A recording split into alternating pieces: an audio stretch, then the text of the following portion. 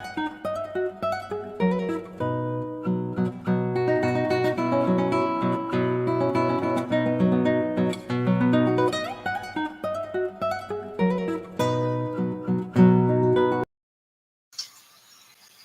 and welcome to Needing a Meeting. My name is Carol. I will be your host today. How's everybody doing? I had the chat all pulled up here and then my Restream just decided to shut down for some weird reason. And so I lost whatever chat was before this. So if anybody has written anything besides soonish or before soonish, and good afternoon all. Hi, Tony B. Hi, Rolling Stone. I apologize. It does not appear to me right now. And I have in the studio here, Ben. Hi, Kim. Hello. How are you I'm doing? not teaching this afternoon. My student canceled class for today, so I can actually show up. And I Nice. have a mystery guest who will be showing up once she gets a drink.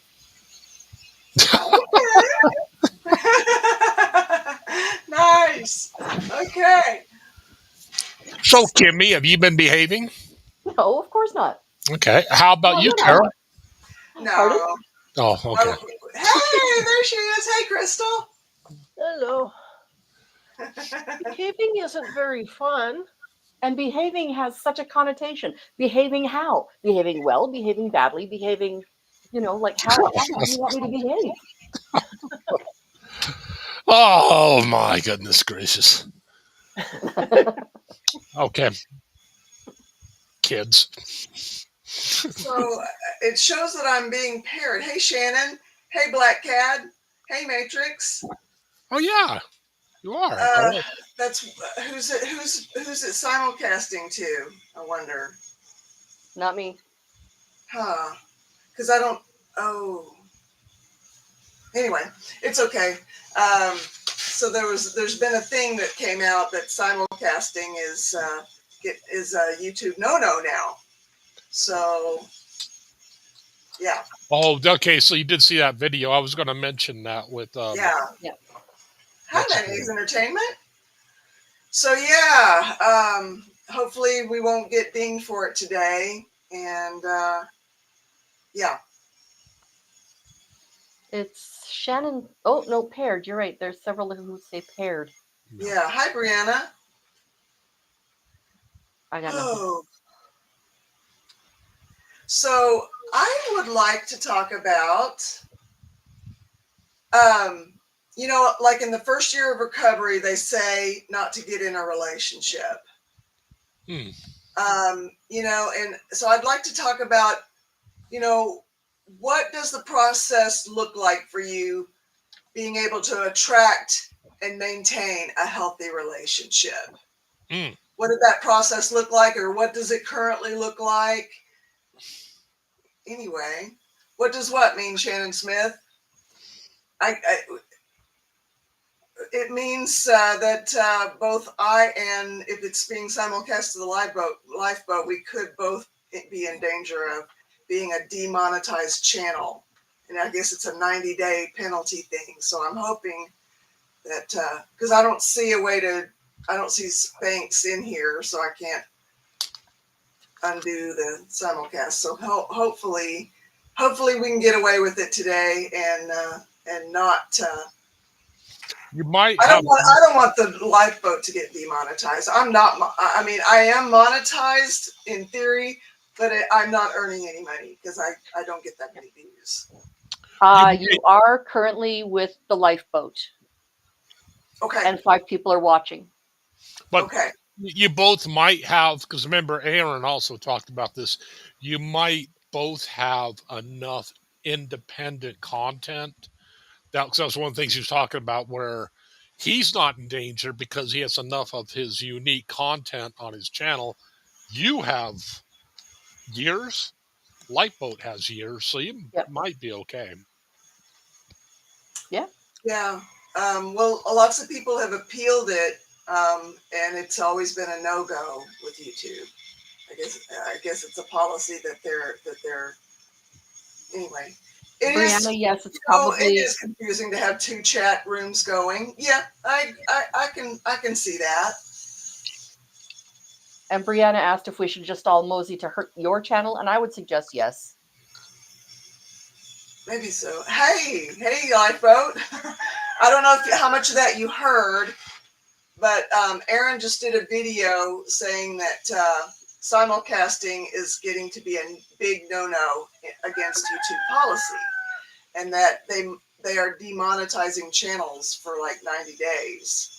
I don't know if they give you like a warning shot, like they'll just demonetize the one video, or automatic demonetizing the channel. So I just wanted you to be aware. Okay. Anyway, I will do my thing. So yeah, I think the first step for me being, I knew that I did not want to get in the types of relationships that I had gotten into while I was in my addiction, which were all very unhealthy. And my first marriage was just, I was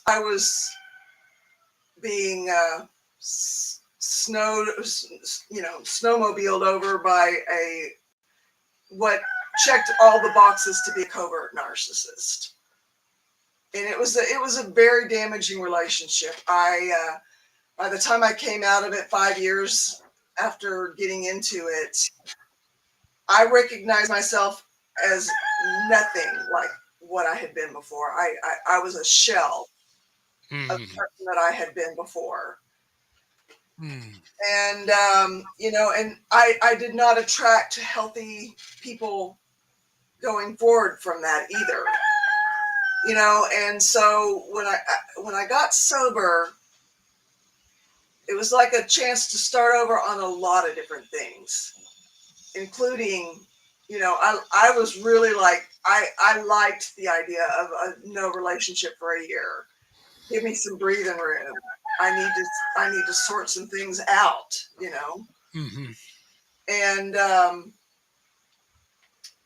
so I think the first thing that helped me was learning that I had a right to boundaries and creating those healthy boundaries, and enforcing those boundaries. And of course, it didn't look very healthy. I was kind of aggro when I was first doing it, but it's just because I was scared. It was new territory, uncharted territory, and I'd never done it before. Well, that's what that means, anyway. And I was on conversations with Christy for the majority of it. And one of the things too was it was something along the lines of accepting your existence. Does that sound like the right thing? Yes. Yeah. I did eventually reach a point where I was just so tired of feeling like I had to apologize for my existence. Absolutely. Yeah. And I just kind of got to where I was just like, you know what? Somebody doesn't like it, deal with it. I'm here. Yeah.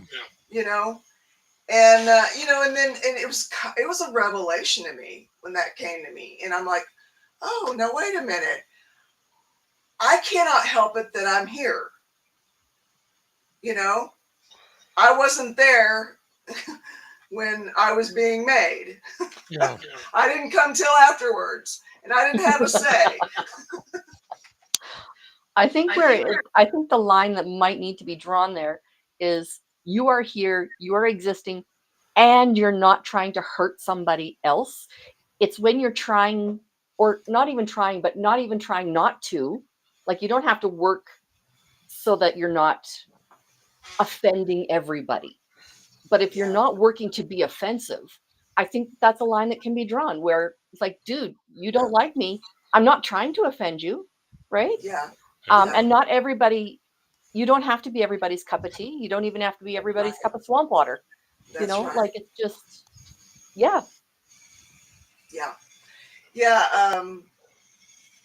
I think that was also the first step to accepting that very thing, that I'm not going to be everybody's cup of tea. Yeah. Not going to happen. Yeah. In fact, chances are pretty good I'm going to, I used to be really bad about stepping on toes. Not knowing I was doing it. Yeah. I was kind of the same way for a long time. Mm-hmm.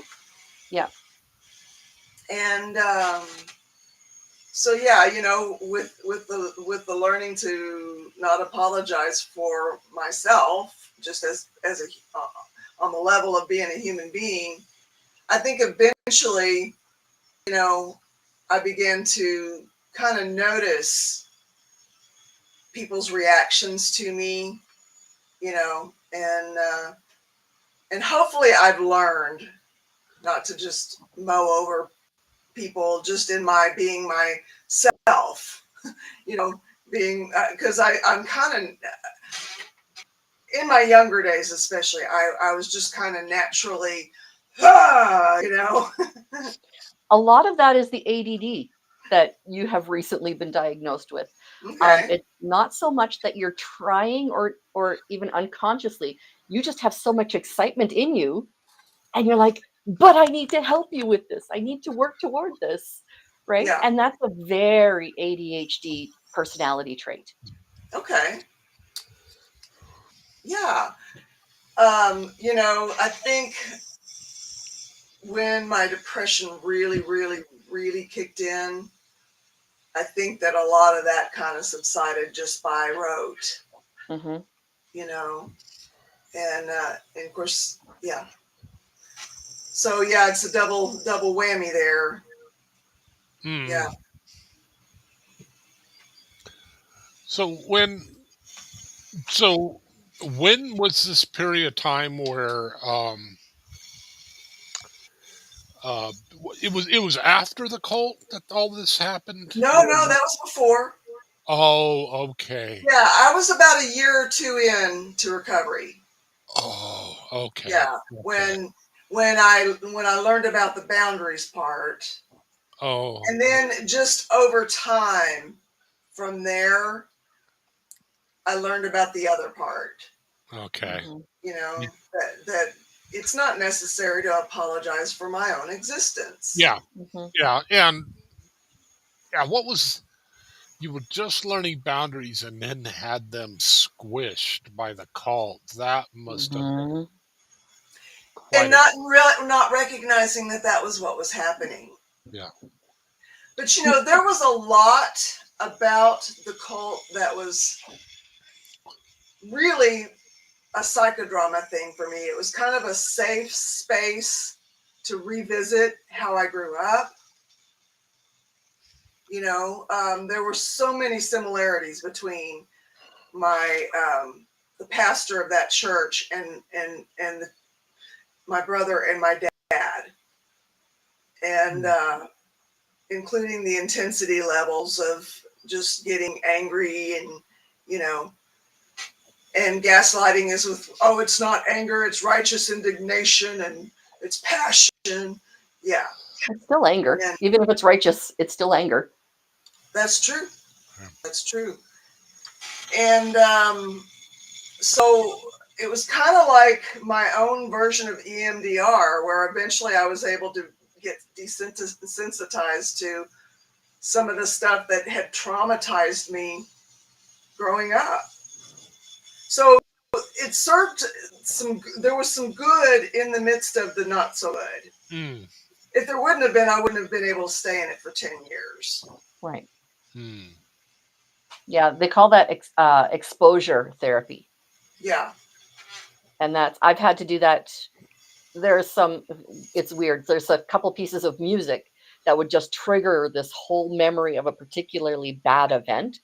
And I simply put it on repeat and really loud and listen to it for a whole evening. By the end of it, it's like, okay, it doesn't affect me anymore. Yeah. And that's what I had to do. So Yeah. that's probably in a negative space what the cult ended up doing for you. Mm. Yeah. Yeah. In a weird way. it worked out that way. So, I guess it was just that I couldn't afford therapy at the time. So maybe that was a subconscious thing, Mm-hmm. because I was really, really drawn to that place. Hmm. And I was able to work out a lot of those kinks within myself that attracted, the same type of person that it was destructive to me personally, Hmm. in a weird way. I mean, and Yeah. even the cult itself wasn't all bad. Yeah. It had some bad elements to it, No. but it wasn't all bad, and it wasn't all completely just, No. it wasn't Scientology No. where they systematically strip you of everything human. Yeah. You know, I have an example of something like that. It's like, okay, 99.9% of it is exactly what you want, but that 0.1%, it's like if you bake a batch of cookies and have just 1 ounce of poop in it, right? Do you really want to touch those cookies? Because 99% of the ingredients are exactly what you want. But that 0.1% is so foul, you cannot have the rest, right? And that's where I think that's where some that cults. is a great analogy. Yeah, I learned that one a number of years ago. I love it. Yeah. Yeah. And when I had my fill, I had my fill, and when I saw my chance, I took it, to get out of there. And yeah. And I didn't stick around in the area. I moved. I got away from the area, so I didn't have to stick around to see what they were saying about me. Yeah. Could care less. Yeah.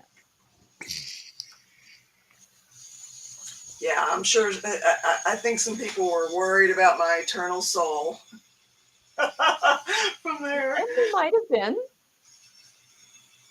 Yeah. Yeah. Yeah, when I came out about 4 years later after I left, as acknowledging that I was in a cult and that some of the beliefs that I had held were not only invalid, but they were unhealthy. They weren't realistic. They did not line up with real life. Hmm. I had a lot of pushback from my former cult members. A lot. And they were scared for me. I could tell. But I had found freedom. And I knew it was freedom. It wasn't somebody telling me I was free. I was actually free. Feel it down in your bones. You do. Yeah. Yeah. Yeah. I want to read some of these comments. Brianna Miller said, you could be the ripest, juiciest, most delicious peach in the world, and there will still be someone out there who doesn't like peaches. A Rolling Stone says, I've discovered meditation and energy healing to deal with my excessive negative emotions and ants, automatic negative thoughts. I'm feeling much calmer these last few days. I am so happy for you, A Rolling Stone. Matrix Rabbit, I haven't dated for a while because of me, not anyone else. It's hard to be in a relationship when lost about what to do. Yeah, it is. And this one from Shannon. I recently had someone track me down on Facebook to tell me that they don't like me. Too bad. I blocked them, but it still upset me. Of course it did. Yeah.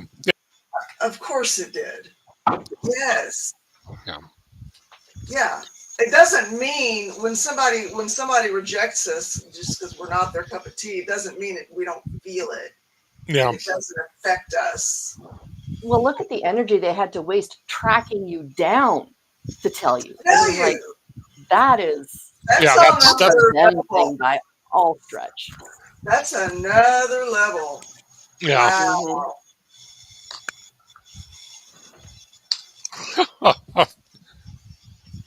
Maybe being, this is a Rolling Stone, maybe being calmer would be beneficial if I should decide to find someone. I saw a guy walking today who seemed nice. He had nice man boobs. That's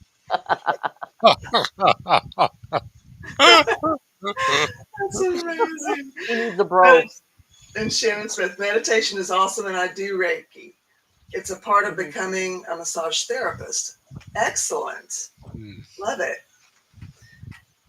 So, yeah. What did that journey look like for you guys when you were first coming to some realizations about relationships and how to have a healthy one? Or even recognize that you're in an unhealthy one? For me, it was long before I was diagnosed with bipolar. I was in a very unhealthy relationship with a guy I was engaged to. He was 5.5 years older than me. I was like 17, 18 years old, and he was in his early to mid 20s, which should have thrown a red flag or two out there. But he didn't hit me. He treated me like an afterthought. He treated me like a second-class citizen. He didn't allow me freedoms to do anything. He would lie to me about where he was going just because he didn't want to be around me. But he wasn't hitting me, so, is that really abuse? Yeah. Right? And then I met a person who treated me with the type of somewhere respect. in there, isn't it? It's somewhere in the line of abuse. Oh, it totally is. It totally is. 95% of the time, maybe not that high. A lot of the time, that type of abuse leads to physical abuse later on, because they have to break down your humanness before they can physically abuse you, right? Yeah, and have you stick around. And they start slapping you around, you're not going to stick around. Yeah, right. But if they break you down first, oh yeah. No, but then I met a guy who treated me with actual respect, legitimate honor. He treated me like I had a brain. We would have conversation about politics and religion and other ideas. And he's like, okay, I hadn't thought of that before. And maybe, this is a good thing. And I ended up marrying that one. I felt, I better keep that one around. And I did. So, yeah. So what do you think made the difference in being able to attract somebody like that, whereas attract the other kind? I think I was finally ready to attract somebody like that. Before my husband, there was a boyfriend that I had before the bad one who did treat me like a queen, who treated me with respect, who treated me exactly the same type of way my husband does. But it was before I was ready. I didn't have the self-esteem. Whereas with Douglas, he built up my self-esteem to the point where I realized, I am worthy of all of this. He didn't sit there and bash my fiance. We became best friends, like Tommy and Reese. They became best friends before they became a couple. I have such joy in my heart for those two, because I recognize my relationship in what they've done. And as long as they keep it healthy, as long as they keep it to the point where they're still being fed positively, it could go the distance. Reese's whole thing of you can only be married for 5 or 6 years before you get divorced could go totally out the window. I hope it does. Yeah, I hope it does too. Yeah. Yeah. How about you, Ben? In my case, it's just going to sound weird. I was a lot different than that, because the issue was with the subject we had just talked about, the codependency. I made all my relationships unhealthy. And that required so much work, because I realized the thing is that there might have still been a healthy relationship, but just I had the need to make them unhealthy. I didn't realize it was unhealthy, but it was just that because I got so much of my value from the people around me, that it was really not, it wasn't good for me, and it wasn't even respectful to them, because I'm putting them in a position where they really don't need to be, and I know they don't. At least the my good friends who had character and all that, they don't want to be there. And that's the thing of a person who has good moral character doesn't want to be put in that situation. The only person who does is somebody who you don't want to be in a relationship with. So yeah, it was kind of a oh crap moment. I got a lot of work ahead of me, and the next 11 years we're figuring out, okay, how does this really look? What's all this work about? Um, just trying to put it into practice, and you know, having periods of extreme success, having periods of extreme failure. But yeah. Did you when you recognized what was happening before, did was it therapy that you sought, or just did you have some realizations Oh, on? that was the point where, I mean, at the height of it was at the point where, yeah, I can speak about it. Um, I was getting suicidal, and my boss stopped me. My good friend, Oh, but yeah, I was getting ready to put 10 mil in my head and just call it quits. And oh my the thing gosh. is that there's so many thoughts about that. It's one of these things where there's just so much there. But the thing that I find interesting is that you're so far gone that not having somebody's approval is really worth ending your life over. Yeah. This one person controls that much. I mean, there's plenty of good things going on in your life. There's plenty of other stuff. You're involved in a band. You're involved in this. You're involved in multiple, good relationships. Well, as good as they could be with somebody in my state of mind. You got all this going on, but none of that's worth it because I value this person. And the thing is that I realize that putting him on that pedestal is very unfair to him. Yeah. He, but he also was not. I see now that it wasn't all me. He was also doing some stuff that legally could get him in a heck of a lot hot water. But and that didn't matter to Okay. me at the time. I so need because you're my boss. Or Wow. you're this person I respect so much. Was another boss that rescued Good. for myself. But Wow. um, Good. yeah, that was the start of it. And my local therapist who I'd gone to only a couple times before, and it was for weird stuff like management seminars. So I knew her, but she would come in from time to time, like at work, and sit down. Okay, let's talk about all our problems, and she would identify. Okay, this person's getting ready to leave. Ben's getting ready to leave. Ben's in danger of quitting and things like that. And she'd kind of try to get the whole department. Let's get on board. Really kind of. I don't know. I thought she was kind of phony at that point. But after that, I went to go see her. She said, "Yeah, I got to get you into some good counseling. Here's the center, which I helped set up in Tucson." And after I went there and got my head my head was still mush. But after that, I returned to her. I saw her in a completely different light.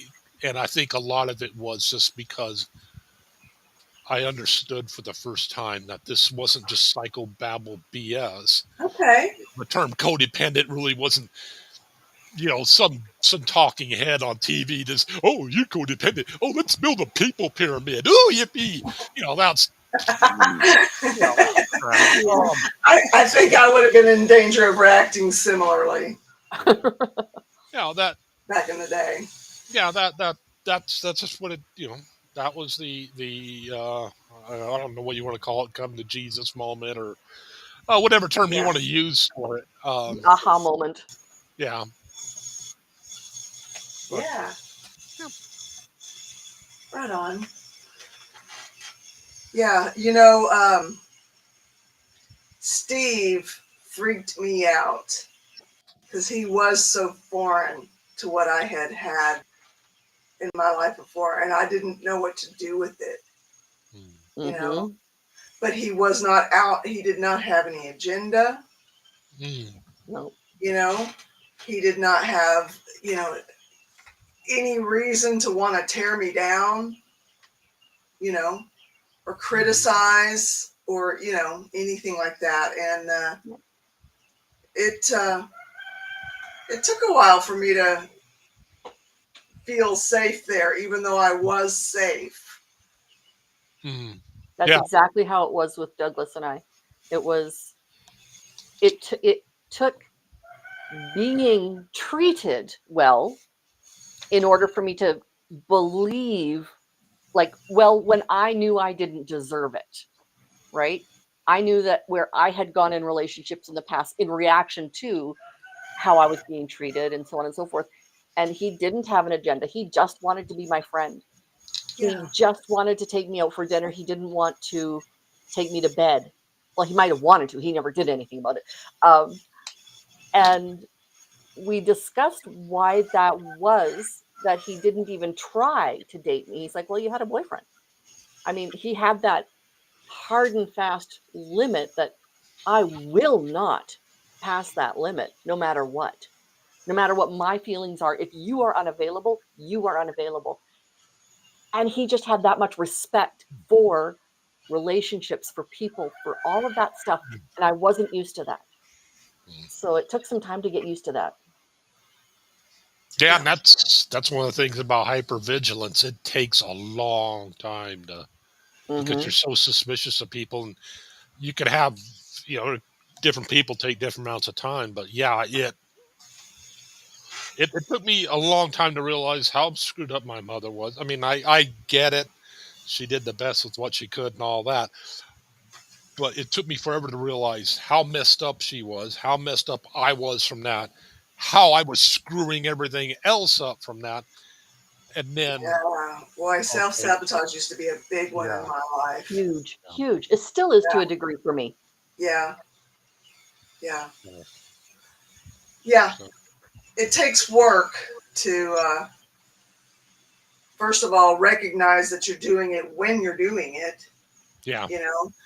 And to change course after recognizing it. Yeah. It's major effort. I see now, because the thing is, really, when you get down to it, Codependence Anonymous is not going to help you, really.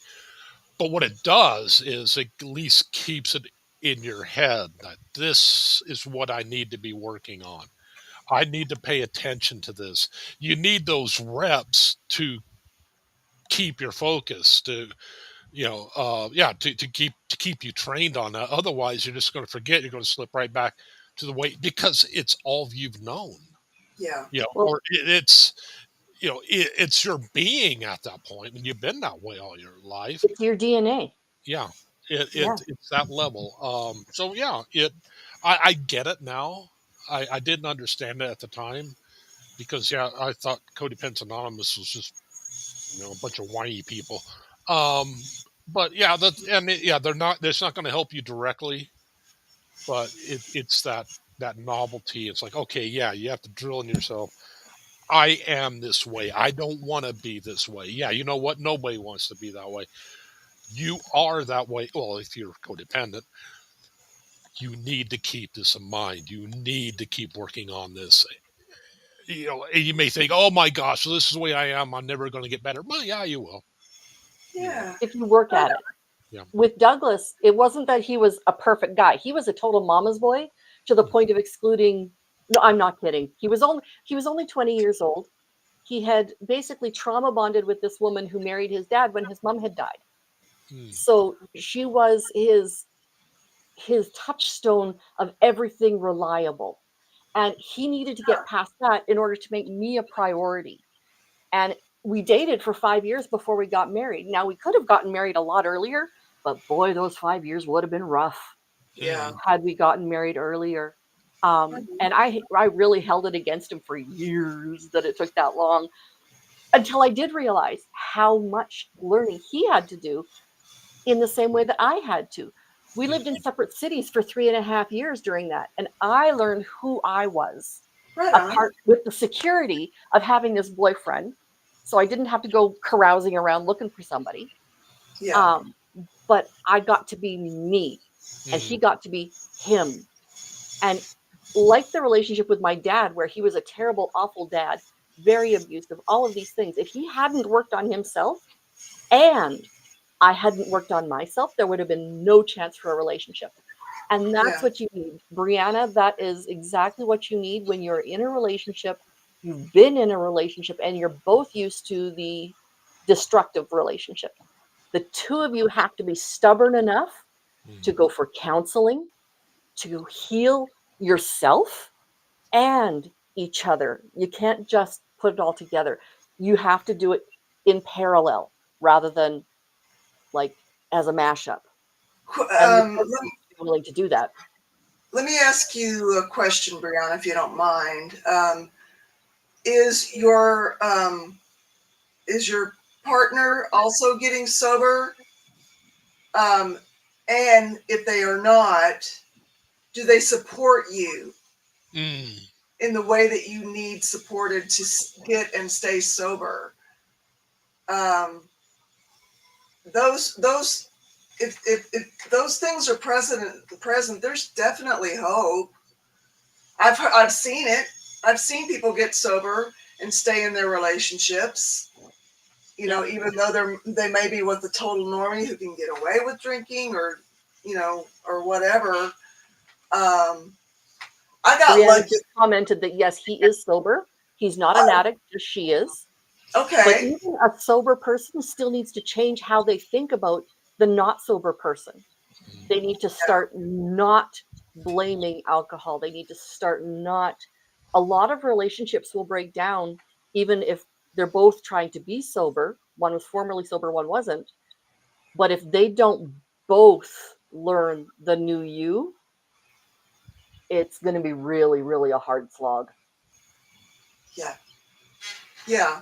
And the main thing to keep in mind is that the reason they don't want you to get into a relationship that first year is because your recovery needs to be the number one priority in your life. And that is the soul. And so relationships do take your focus, and,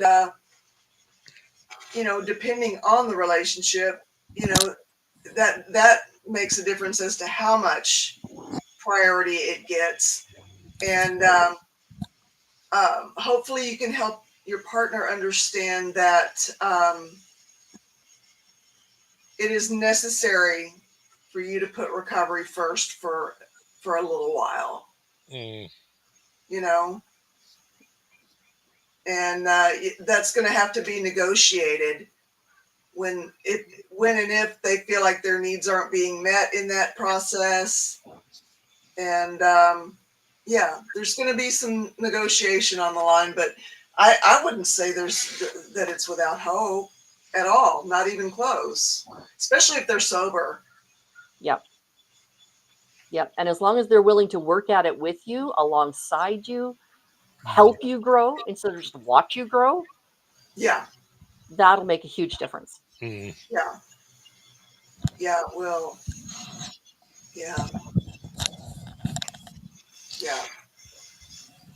Brianna, it sounds really promising, says Shannon Smith, and a Rolling Stone says you can do it.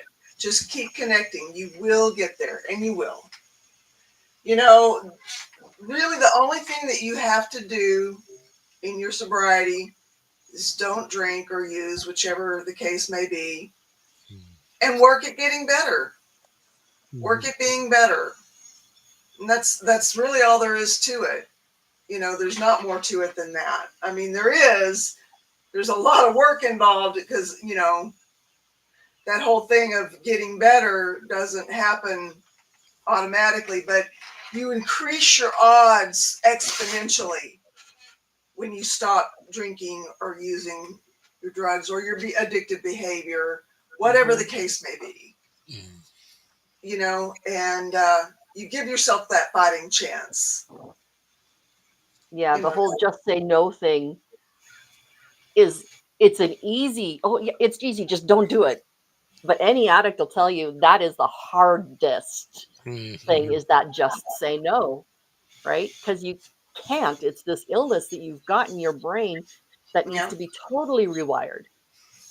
And you have to know that it has to be rewired, which is why the first step in AA is recognize that you have a problem, right? right. I've never been through AA, but I have heard that that's the first step.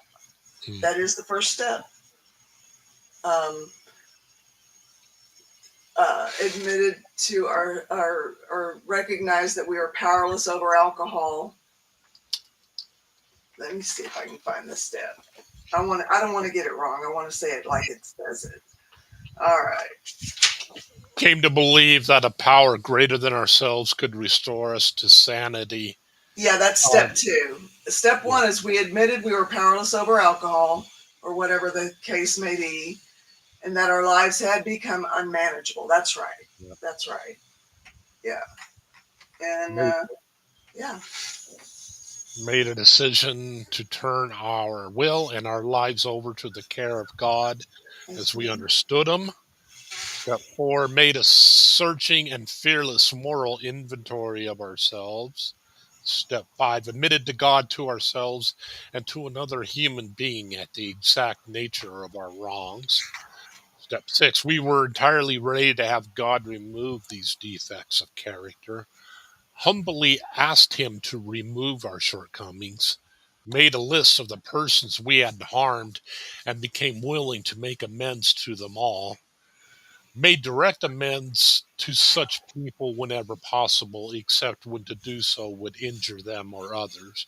Yeah. Continued to take personal inventory, and when we were wrong and promptly admitted it, sought through prayer and meditation to improve our conscious contract with God as we understood Him, praying only for knowledge of His will for us and to carry that will out. Step 12, having had a spiritual awakening of these steps, we tried to carry this message to alcoholics and to practice these in all our affairs. That's the same for codependence. It's just they replace, obviously codependency with, or replace alcoholism with codependency. It's the same with food. It's the same with our narcotic. Yeah, Mm. absolutely. Yeah. And the whole thing of a higher power is something that's more powerful than your addiction. Exactly. It doesn't have to be God. Right. It doesn't have to be Buddha. It doesn't have to be your spouse. It doesn't have to be anything. It could be that cloud up there that Yeah. is there. That is the universe, and that is what is holding you accountable, kind of thing. And the higher power can even be the power of the group, that you're kind of working with to get and stay sober. Yeah. And Brianna says, that's what I'm scared about. I'm scared that once I get sober, I'll be a completely different person and everything will change. He's not scared about that. He just wants me to get help. Yeah, that's a very real concern. But if he is committed to doing whatever it takes on his part to help you on your journey, then you guys can grow together. There's no reason you can't. People do change within relationships. It Even without addictions, people change over the That's years. right. Parenting changes people. Workplaces change people. Yes. All sorts of things change people. Yes. Well, I am glad, RSM, that you are being motivated. Thank you so much for letting us know that. It's, sobriety is a beautiful thing, and I'll never forget the first time that I felt that way. It took a while to get there. It really did. But when I could actually feel something, and I was sober to feel it, and it was a good feeling, I'm like, oh, okay. Now I see why it's worth it.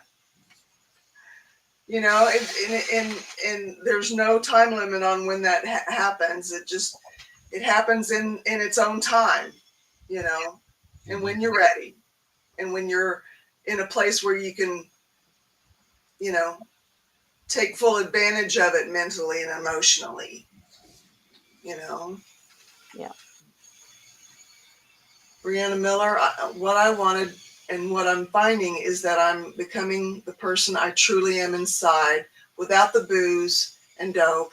I'm happier, calmer, more productive, and just a lot more fun. This is a Rolling Stone. So I can't imagine someone who loves you wouldn't want to share that with you. That is profound and encouraging.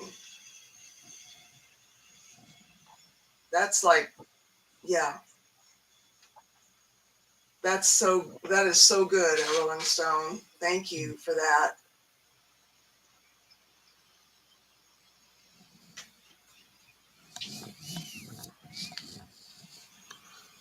Wow. Don't drink at work and use your Kinderloos at risk. I don't know what that means. I don't know what a Kinderloo is. Can you help me with that, Monique? Fastest Googler in chat room, always been. Yeah. And yeah, Brand, if you don't mind sharing, how long have you been pursuing sobriety?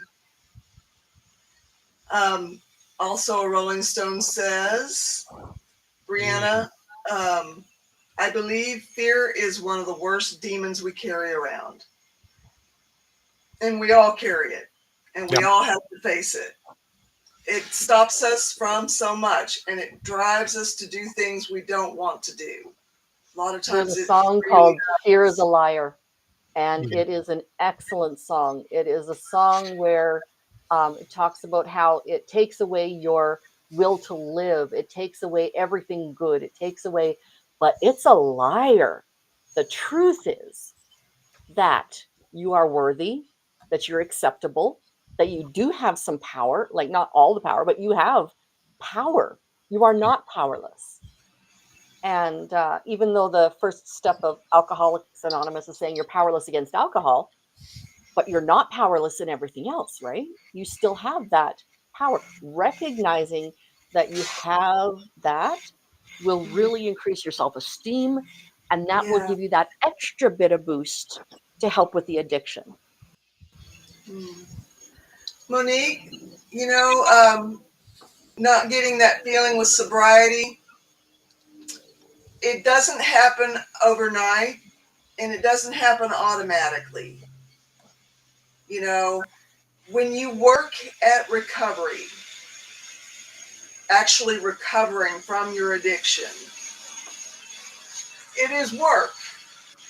And it's work that pays off over time. Because you're not gonna be good at it right off. You know? It's not going to be an easy thing right off. You know, eventually, but you do eventually see the fruits of your labor. It's inevitable. I have a question for you. I have a question for those of you who've become sober, who've gone through the addictions recovery process.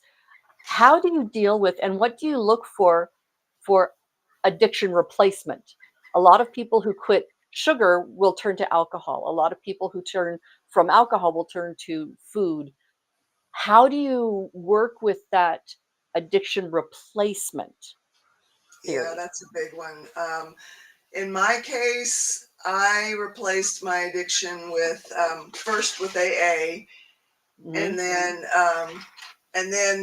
after that, going to church. It's like I turned all of my obsession to that because I was a very obsessive person, and that's part of what helped make me an addict. You know, and it was the change in focus that I needed at that time. You know, and everybody has to find that for themselves. We're going to replace that with, because you do have to replace it with something, and hopefully it's something healthy. The church that you replaced it with, was that the cult, or was that a positive church? It was before the cult, and I mean, it was mostly, it wasn't a cult, and I mean, it had its things that were maybe not so great, but I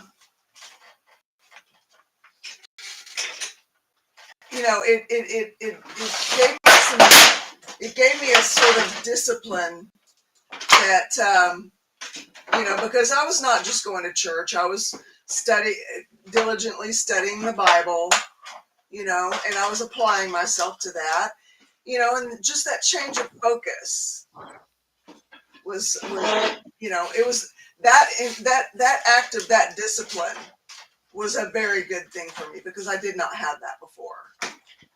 Yeah. So yeah, there were some things about the doctrines that maybe were not the best, or maybe not best isn't maybe the word, necessarily healthy, but the discipline that I was applying to being there when church was in session and studying my Bible, that repetition was really, really good for me. It was a really positive, that part of it was really positive, So the discipline for applying yourself to a new system, ideology, all of that stuff, that's what you found really helped? Yeah. Okay. Yeah, definitely. Let's see. Brianna Miller says, I've been pursuing sobriety for a while now. I'm just scared, but I know it needs to happen. I've just been dragging my feet. It doesn't help that I'm physically dependent. I'm terrified. It is scary, Brianna. It's one of the scariest things you can do. It really is. So you're not alone in that feeling, and you're not alone in your sobriety. So yeah, I feel you. I feel you. It is scary, but you're going to be okay. And it's going to be okay. Sobriety is going to be a very good thing. Not an easy thing, but a very good thing. It'll be good. Just give it a chance. That's all you got to do. I have some iced tea delivered. It's pretty good, baby. Good. Hi, Cosmic. An hour, Hi. hour and a Hi, half. Cosmic. Hour and a half, start to finish, push and ride. Isn't that great? Yeah, way better. And it looks He more just yardy. mowed the lawn with his jalopy. How many times I had to charge it? Zero. Zero. Did the whole. I mean, Yeah. charging its fuel, but it has enough to do the rest of the yard, I think. He's Awesome. excited because it didn't take him long to mow the lawn. We're starting to get better about not letting it get knee high. It's a lot easier to mow when it's short. Oh yeah. Oh yeah. And we have Yeah. 2 When acres. it's too high, you have to bale it. You don't just mow it. You have to Yeah. harvest the lawn. Cosmic. So I how wish are we you? had a I lived- bagger. I lived with my housemate was a landscaper, and guess whose yard was the messiest in the street? Yeah. So, gotta fix that. But yeah, no, I'm alright. It's a bit cold. You look good. How are Thank you you. feeling? Yeah. A bit better. Not. I think the infection's pretty much gone. Good. Can't stop coughing, but I think that's just life now. So, yeah. But That'll get better too. Do they have anything that they can treat those symptoms with? well, I've got preventers and puffers and all that sort of stuff. So Okay. it's just Okay. I'm terrible at remembering that I have to take them. And then when I do take them, I don't breathe in at the right time. So I don't think I'm doing it effectively. So the only one I do any good is this one that you turn, and then you put your mouth on it, and then you hold a button and you breathe in, Okay. and it's like this mist stuff. That's the only one I can do well, and that's just the preventer. So we'll see. I'll get there. So Have you been listening at all? I have, yeah. It's Where are you at in that process? I'm at the why bother if I'm going to die anyway. Oh, The fatalistic point. Yeah, pretty much. No, but I've Oh, I actually been love your thinking of. poncho. That's so pretty. Thank you. I got it when I was down in Sydney because it was so cold. It's so beautiful. it is But pretty. as far like this is where I'm at as far as the sobriety thing is that I don't think alcohol has power over me because I can choose to do it or not now. Good. So I've lost that physical dependence that I had before. But I think it's something I fall back on in times of great stress because it's been something that's helped me through. The difference is this time I'm not going mental on it, sort of thing. Like it's not every day. It's not as soon as I wake up. It's but also I've quit before, so I know I can do it again. If because it doesn't have that power over me. I've taken that power away from it because I don't like it when anything's got power over me. Right. Right. um, but I think that it's I'll get back to not wanting to again once I get past this little stage of Right being on. dramatic about everything. Right on. um, so, but yeah, but I think it's something that's well worth it, and I do know that for my own self, especially when I had a physical dependence, it's so hard to stop. You need doctor's help, and because Yes. there's medications and Yes. counselling and all that sort of stuff that can help ease the process, so it's not That's right, not Brianna. so drastic. Don't try to white knuckle it and tough it out. You know, It can it be does not it's have to actually be deadly. so hard, and it doesn't. And it can be dangerous to just quit Yeah, cold turkey. So yeah, if you're in a place where you need some medical help, get it. Don't hesitate. You don't have to be. There's nothing to be afraid of with that. It's helped a lot of people, and it's helped a lot of people stay alive, getting to sober. You know, and yeah. I really don't think I would have been here if I had just tried to quit because I was so physically dependent yeah, that there's risk of strokes and heart attacks and all that sort of stuff. So and I'm already at higher risk of that before any of this. So I just think that it's really important to get a team around you, a support yeah, network, yeah. so that and I think it's so lucky that you've got a partner who's willing to support you through it. Yes, I do too. I was at the Yeah, hospital last week for a stomach problem that's settled down quite a bit. But when I was there was a woman who was very obviously a florid alcoholic. She was homeless. She was all sorts of in terrible way. And she was so sick. And I saw a nurse just kneel down beside her and say, "Honey, are you puking because it's been a long time since you had a drink?" The nurse was so kind, you know, like makes me want to cry just thinking about how people think that others don't care or are going to judge them or whatever, when especially in the healthcare industry, some of them will judge you and stuff, but there are so many more who want nothing but the best for you. Yeah, Somebody over here was talking about yoga and Tommy yoga being a little too rigorous. There we go, Shannon Smith. Tommy yoga is a little too rigorous for her. I have a yoga person who does yoga online with people. If you want me to give you that person's name, and they do yoga for people like me who are not little, and she is not a little person either. She's not slender like Carol. She's a big girl like me, but she's been a yoga instructor for 12 years. Mm. You know, so if you want somebody who has not scary body movement, who has mad skills, let me know. Carol, if you allow me, I can put it in the chat. yeah, Actually, I can't because The chat Oh, doesn't have a space for me.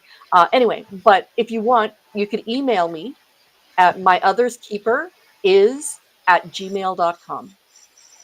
Okay. And that's I can my absolutely others give you keeper information is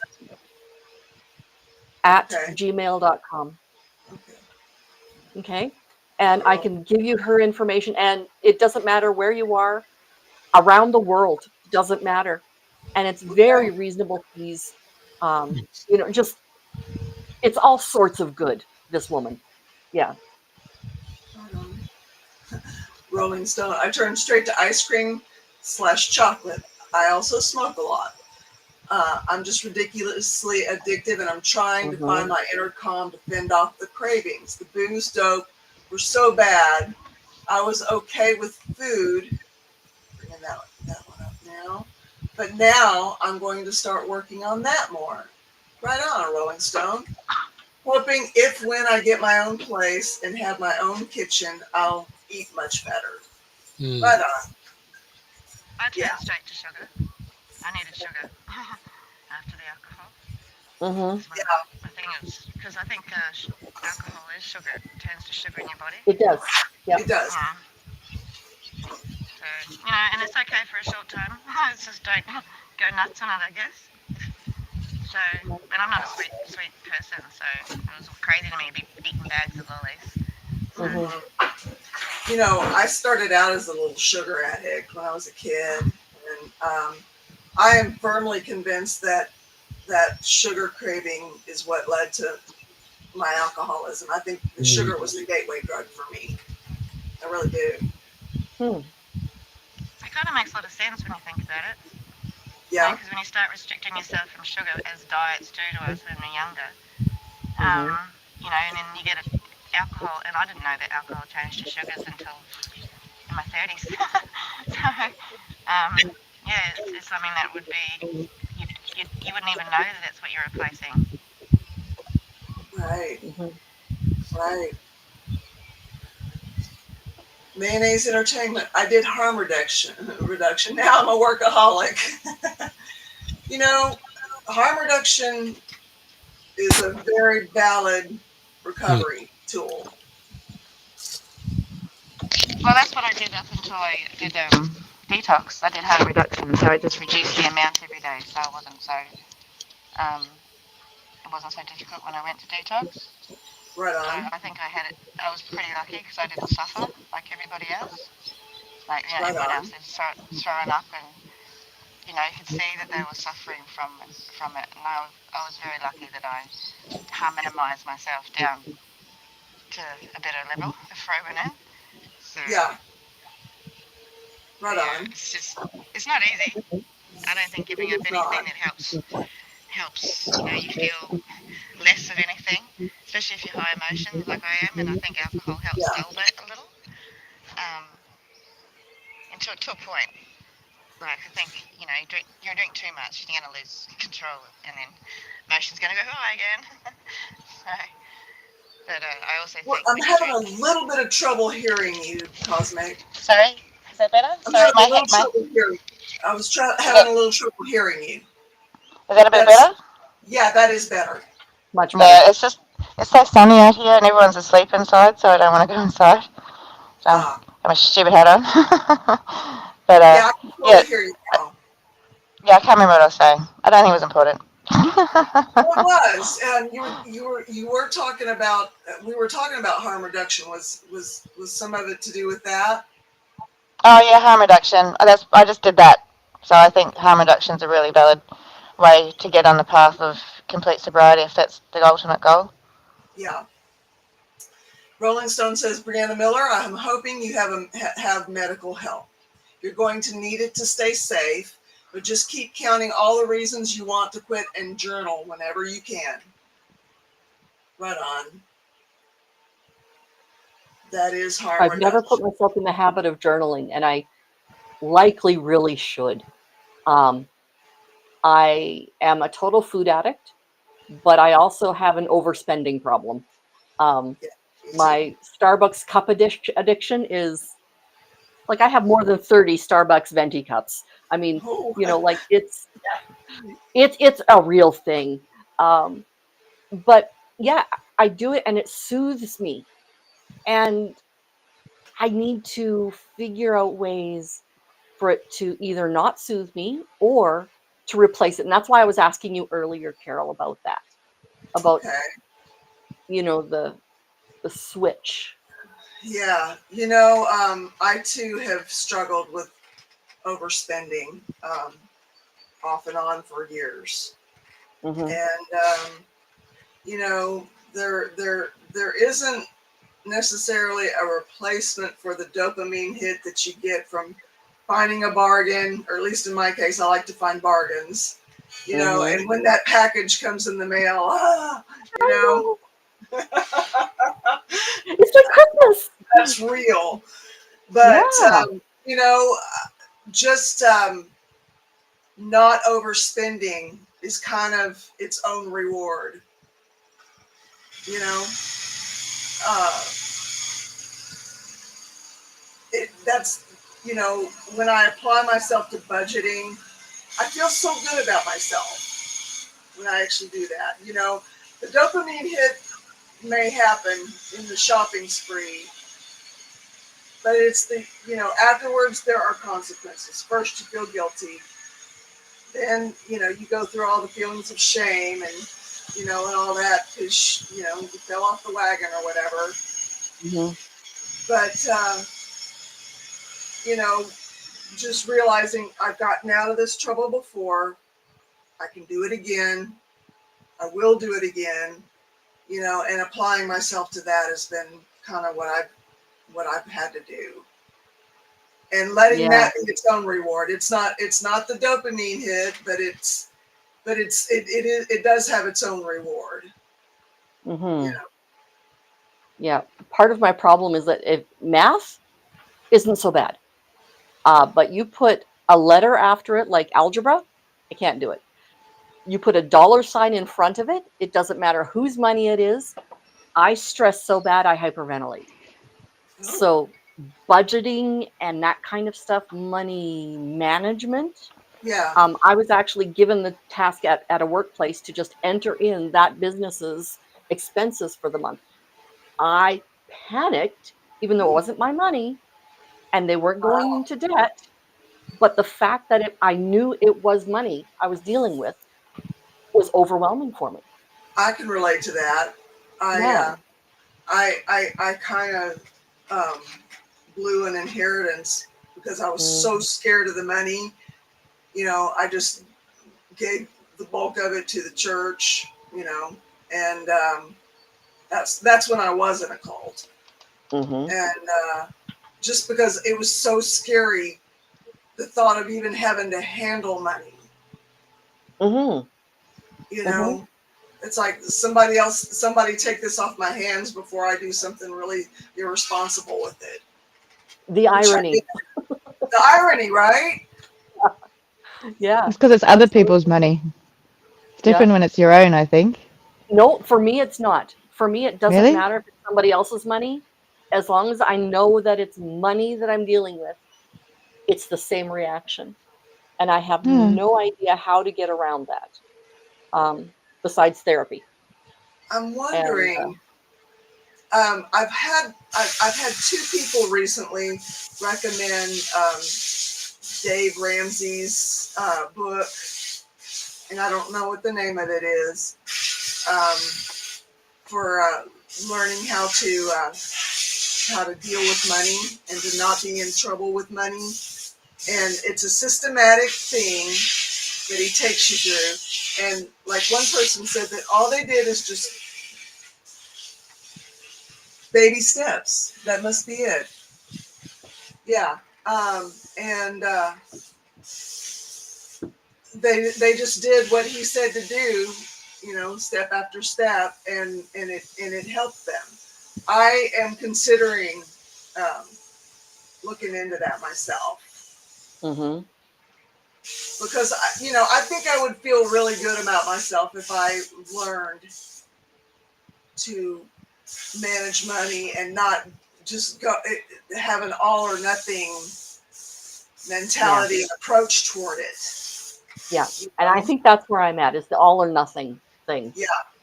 Yeah. It's funny when people say they can't do certain things, but they're doing it in other ways. It's like algebra. We do that when we go shopping, when we do budgeting. A plus B equals C. That's algebra. And then Yeah. with crocheting and knitting, that's basically coding. That's like computer coding.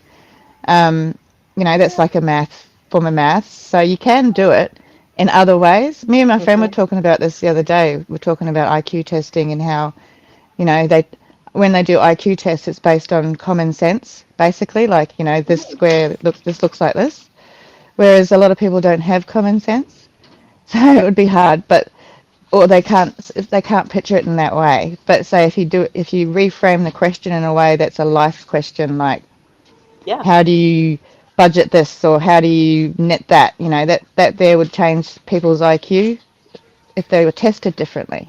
Absolutely. If they were tested on what they know, like Yeah, and you on can't. what everyone knows, but in the way that they know it, sort of thing. You So, can't because my IQ daughter test tests, a fish with a monkey's knowledge. yeah, yeah. Well, my daughter, she tests terribly, but she's incredibly smart. But as soon as it comes time to have a test, she can't do it. But I just, sorry, I'm going off topic. I just thought it was really Oh, no, it's interesting fine. saying Yeah. you Yeah, no, can't that's math good. because you can. You're just doing it in a different way to what you expect the society says is math. Right on. Yeah. Yeah. I think I'm tracking with you on that. I always Yeah. had that problem. It's not that I didn't have intelligence. I just didn't test well. Yeah. Exactly. Yeah. Well, I but have you've a got daughter. neurodivergencies, so you'd Yeah. have the testing arena might not have been suitable for you. So Right. nowadays at universities, if you're neurodivergent, they actually give you more time to do the test in a quieter space. You don't get any extra help. You still all the same knowledge and everything. It's just you get a different testing environment. Yeah. So Actually, one of my daughters tests really well in an environment where there's lots of people around, maybe not making noise, but part of ADHD for her is body doubling. And that simply means you just need another body present in order to do, and you can concentrate. And just knowing that person's there is enough to pull enough um, things out. I didn't know about that when she was a kid in school because she would just say, Mommy, just sit with me while I'm doing homework. She didn't know what she was asking. I didn't know what she was asking, but she was asking for body doubling. And because I have ADHD, I kept saying, oh, I have to be doing something. I can't just be sitting here. So I didn't do what she needed. But had she been able to have that body doubling and had we known at the time, that would have done all the difference in the world for her during school.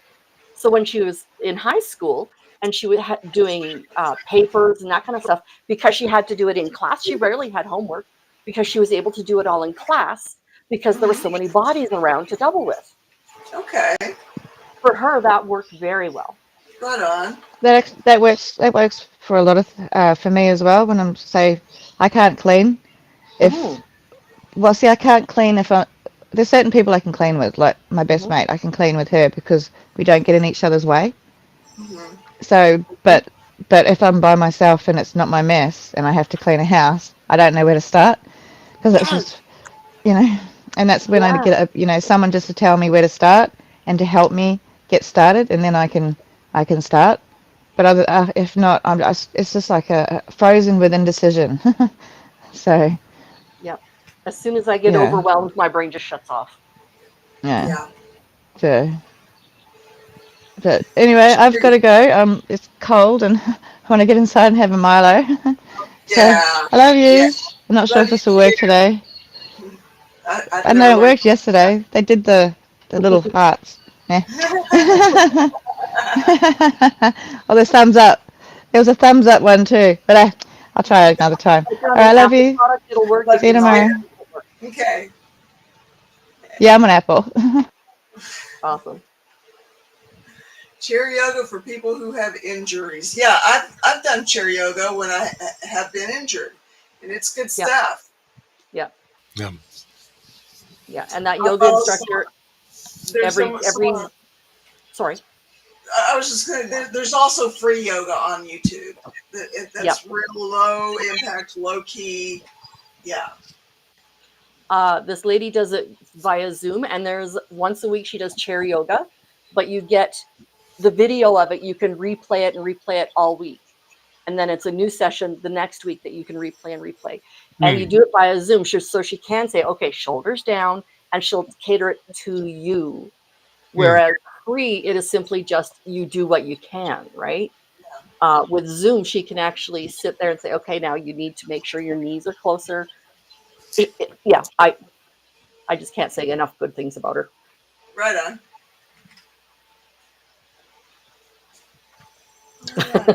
Tommy yoga, yes. Yep.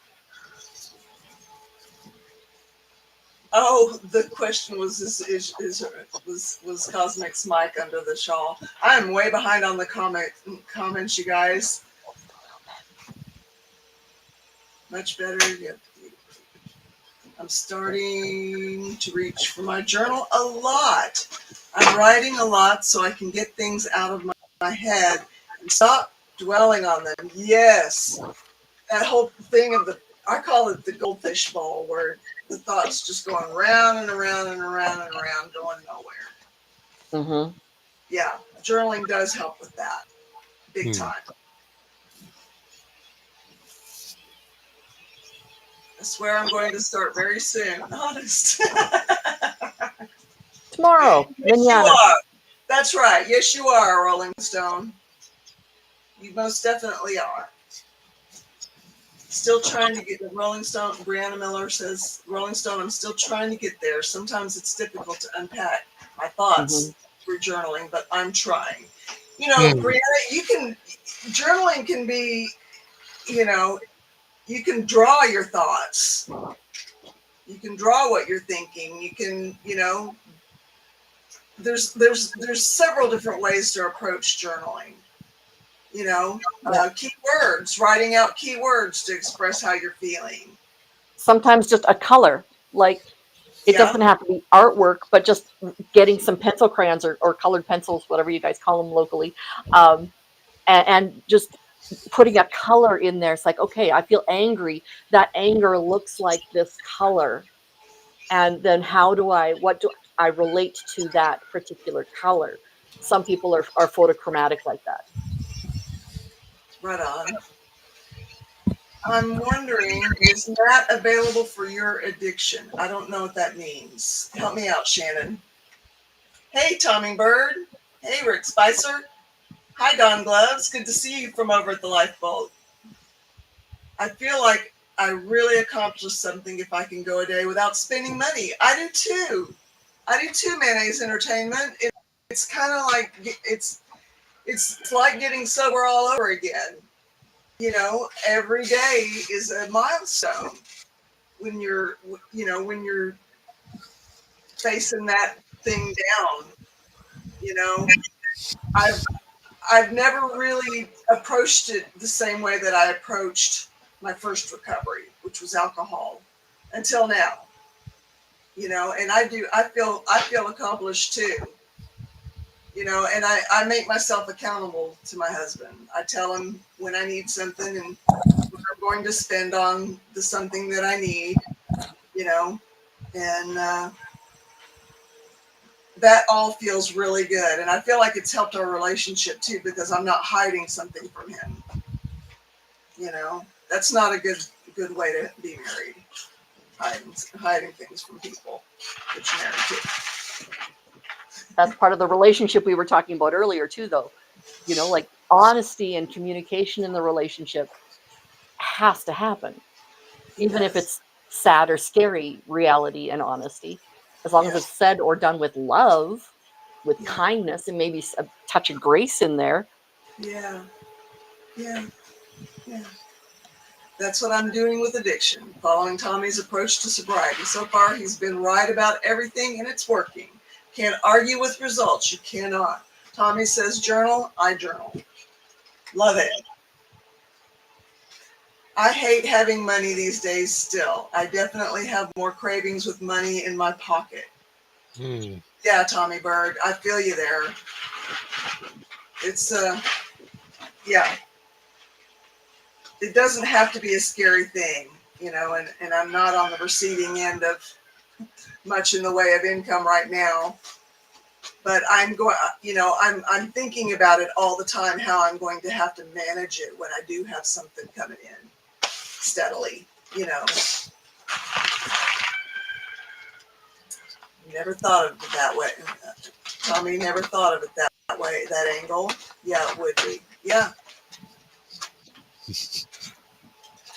My sister's poison is definitely spending, but she's in complete denial about it. It's been financially devastating in her life. Yeah, Brianna, it can be. It can be a bad, bad deal. It can be. Okay, Ben's either laughing or crying so hard he can't even sit still. What's up? The bird. I keep hearing the bird. Oh, I don't. I think somebody needs to communicate to your birds about how time works. It's got a lot to say, though. And Yeah. And see, I don't even notice it until you point it out. yeah, I realized Brianna Miller asked if I was okay. Yeah, I was just being quiet because other people were saying things. That and I managed to do a little too many of these, and I gave myself cap cramps, but that's over. So, yeah. Because Tommy's out to kill me. Not Tommy, Johnny. Johnny's the one who's out to kill me. And Lord Kissfreak is your big helper in that. Yeah. Mhm. Hey, I'm happy. He seems really happy with his job. He does. Yeah. Yeah. Well, that's awesome. It took 6 months. I almost have 6 months for me to get there with the journaling. I went from do I have to I gotta write this down, but it took a while for sure. Yeah, it's all a process. Mhm. All of it. Brianna Miller wants to know if you journal every day at Rolling Stone. I've gotten to where I'm finally making it a point to do it every day. You know, sometimes I'd skip a couple of days, and sometimes a couple of days would turn into a couple of weeks. But I'm making myself jot something from the day down every day. I'm starting to. I miss a day, but I find with meditating, I can clear my head enough to write what I just have to make sense of. That's it. I'm just using it to make sense of everything. And it's great for that. It's a great tool for that. Those colored pencils are a great idea. Yes, they are.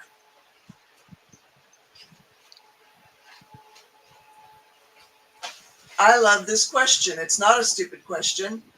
How do you meditate? I am always curious about how people meditate because, you know, my ADHD, I don't ever really feel like I've been successful at meditation. So I love to hear how people do it. I used to think that I wasn't good at meditation. When I was at Bible school, one of the things we had to do was to meditate for an hour. And I'm like, meditate for an hour? I don't think so. So I'm like, okay, I'm going to focus on the word of God and I'm going to pick a verse and I'm going to think about that verse and so on and so forth. And I just couldn't quit reading and like I just read and read and read and read and read like almost a full book of the Bible because I couldn't stop on one verse. And I wrote that in my reflection. I said, I suck at meditating because I couldn't stop at just the one spot. He says, actually, you have meditating in your brain. You have it wrong. Meditating simply means intense focus. So you can meditate on how to refinish that piece of furniture. Okay, how exactly am I going to do it? Okay, I'm going to sand it. And you do all the steps in your brain. And that's how you're going to meditate on how to do that. And it's going to focus you somewhere. And that's essentially what meditating is causing your mind to focus on something specific. Does that make sense? Yeah. The furniture behind you made me think of that, Carol. Okay. Beautiful. Thank you. Yeah. That does make sense. And I think that I may be able to do some meditation when I'm cleaning. Mm-hmm. I feel like I get my best thinking done when I'm cleaning. Mm-hmm.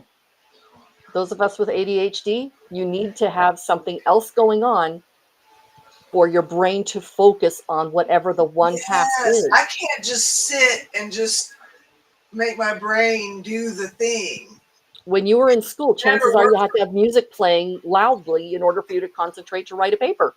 That's right. And My parents didn't have a clue what was going on with mine that. didn't either. My dad kept making me turn the radio off, and then I'd be stuck. Yes, exactly. Yep. Stuck. I'd be like, you know. Yep. I was in a zone when I had Yeah. the music going.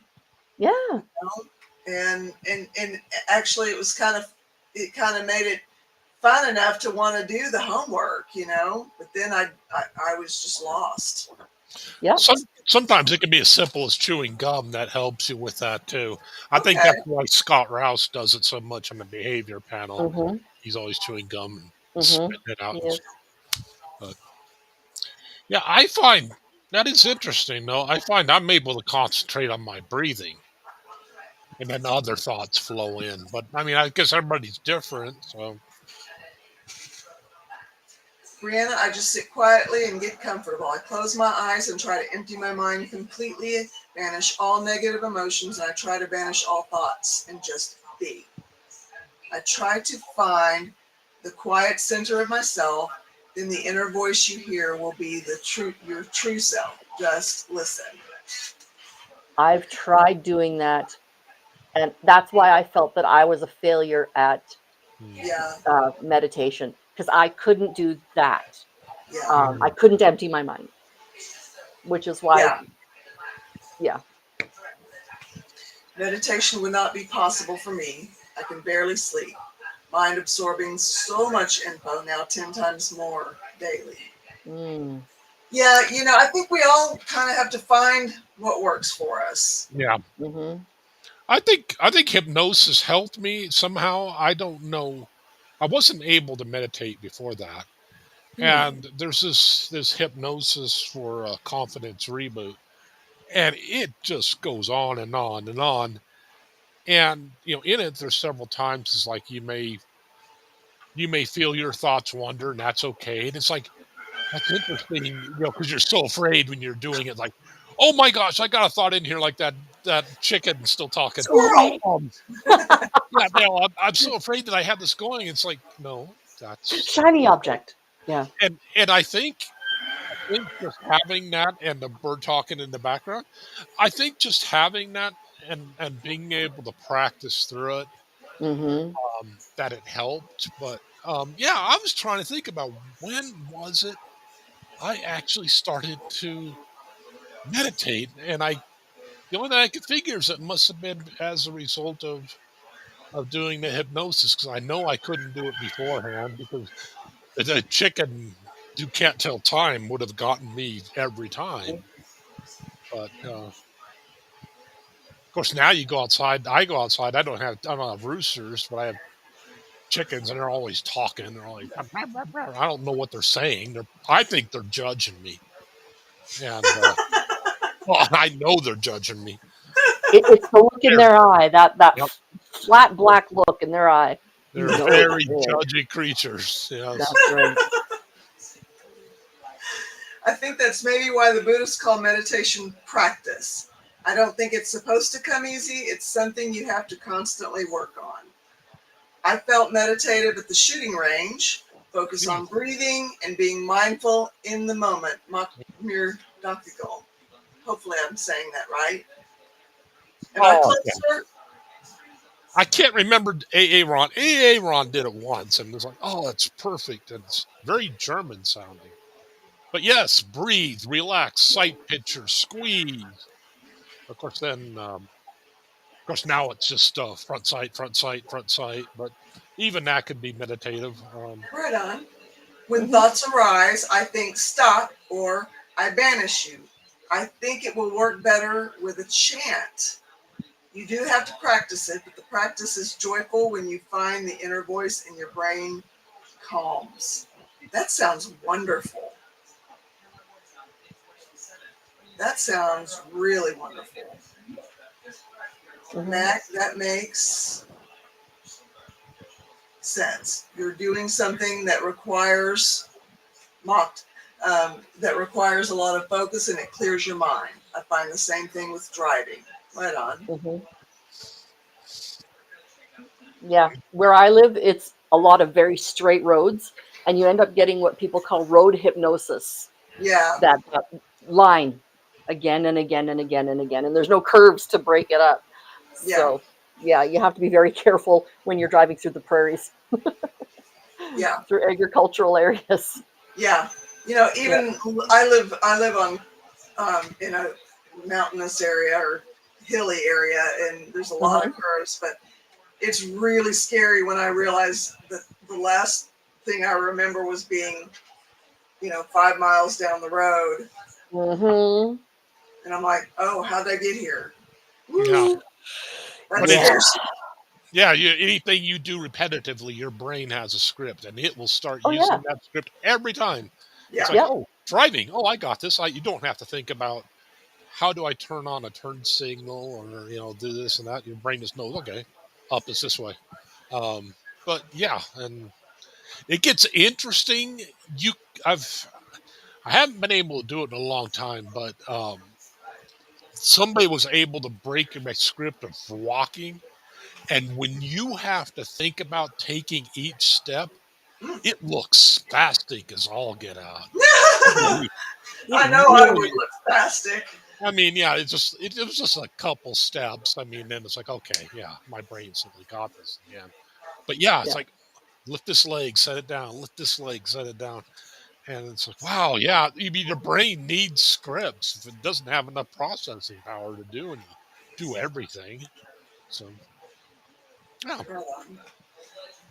Well, what do you guys think? If we had a meeting, chat, if we had a meeting, put a 2 in the chat. If you still feel like you need a meeting, there's something burning that you got to get out, and put a 3 if you part of a heart if you feel like you've had a meeting. Carol, the first time I tried it, I realized that my mind hasn't been calm in just forever or ever. It was amazing. Just find a quiet place and try to stop thinking. Okay. Please let me know if it works for you. Right on, Stacy. Getting 3 years. I go through the whole process of making chicken noodle soup from scratch. It sounds stupid, but it grounds me. Right on, Brianna. Share your recipe. Yeah. That's also could be how you could start to do what do you call it? Oh gosh, what's the name of it? I do it all the time. Not fitful dreaming. Lucid dreaming. You just sit down and you get your mind thinking, okay, something where you're in control. You sit down and say, okay, I'm painting my house. Okay, I'm doing this. You can see the color change. You do that long enough, eventually, when you're dreaming, you can take control of your dreams at that point. Very interesting. Thank you for being here, Brianna. She says this has been so empowering and healing. Thank you guys so much. Thank you. Right on. Cooking and prep is meditative too. Yes, Dr. Gold. Will you let me know if I'm saying that right? I wish Break I it out remember. phonetically so that those of us who have that type of brain, we can break it down. I wish I could remember how Aaron said it. It's very German sounding, but something like that. Yeah, it's really close to that. Yeah. I love you too, Rolling Stone. I love your insights that you brought. Thank you so much for it. I'm good, huh? Okay. Right on. You know who I'm talking about if I say that. I guess that's something, isn't it? Well, you guys, this has been a great meeting. I've learned a lot, I feel like. Same. Mm-hmm. Yeah. Good to Oh, see you, Rick. I'll tell you one thing. I'm not sitting on a step stool like one of our other friends sits on a step stool, but this chair I'm sitting on right now, my gosh, oh, my rear end. Mm. One of our content creators, I won't say who, sits on a step stool and makes their rear end fall asleep. And Carol knows who this content creator is, but I won't say their name. Mm. Having a sleeping rear end, very painful. Yes, Very Yes. painful. yes. Very. And the Yeah. older you get, the more painful. See, my rear end sleeps so badly you can hear it snoring. Well, I'm trying to figure out how to do it because there's no way to do it without getting their address, of having a chair Mm, shipped to them. But mhm. I wonder if a gaming chair is worth I wasn't getting. going to say your name, Christy. Oh, my. I I was wondered if thinking it that's who was it her, but was. I wasn't yeah, going to say, but It's so yeah. endearing, though. It really is. Oh, Yeah. my goodness.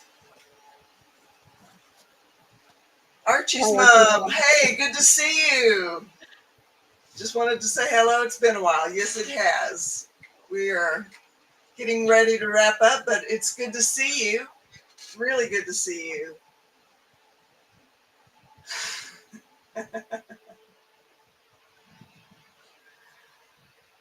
Right on. Well, let's see. yeah. I feel your pain, Christy. I like this chair because it sits up straight. I'm able to raise my desk a little bit. The desk chair I have, you lean Hmm. back in it to try to relax, and you start slouching. It's like it's way Yeah. to back. I Hmm. hate that. But then my only alternative is I don't know. I don't know. I'm trying to figure out which is the way to go now. I'm Well, wondering, have you tried going to like someplace like Best Buy and sitting in a gaming chair, see if it might be worth looking into? I have, and Are they worth it?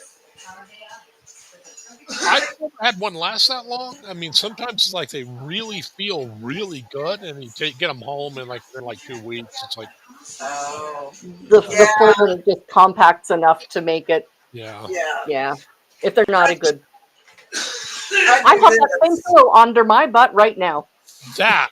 You know what? Yeah, because I even have one of those at home. I think I'll bring that in because this is a drafting chair. It's kind of elevated. Yeah, because I think that might save it. Yeah, it's definitely. I would be the cushioning looks thick on these chairs, but when it's on like railing, Hmm. rattan railing, it's not so thick. Hmm. Well, what do you guys think? Well, I hope you have an awesome day. I hope Hope you do Steve too. has an awesome day with whatever he's making Yes. back there. I Yes. wish you'd get working on that particle accelerator cannon, but fine, whatever. Yeah, the poop Oh yeah, launcher. the poop launcher. I need the poop Did you launcher. ask what everybody thought? About what? I don't know. I thought that's what you just said. What? What do you think? Oh, well, what do you think? I Oh, think not. have we Therefore, had a I meeting? think not. Did you guys hear that? He said, I think not, therefore I am not. Yep. Yep. That's Anyway, an I'm going to interesting go. approach. I am headed to Calgary tomorrow, so about 6 hours away, to meet my sister. That's great. I'm not excited. Yeah, I can No, see that.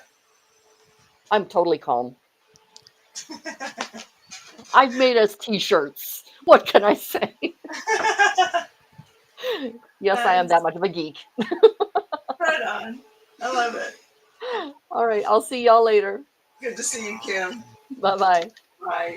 look at one thing. Doesn't I think Conversations with Christy has a interview with Tara Tara? on Friday, Or is it Thursday? I think it's tomorrow. Of course, I'm asking poor Christy, and she's not here.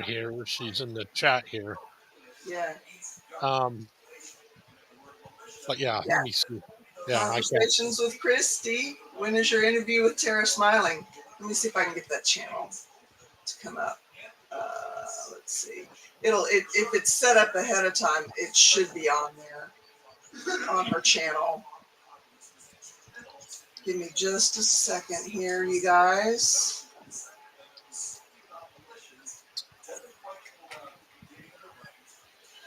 Oh, here we go. Aha! I had it. Which day is it?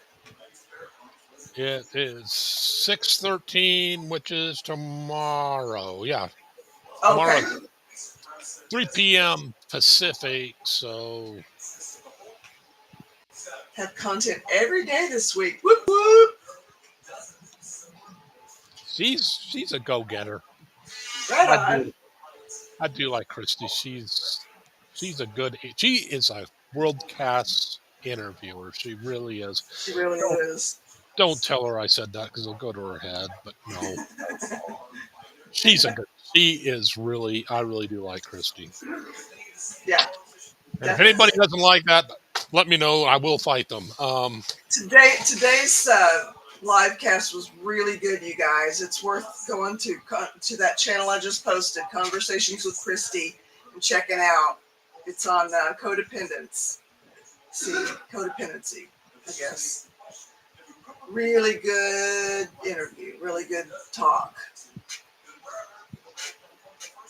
But okay, I hope everybody has a pleasant day You and too, Ben. try to behave. You too.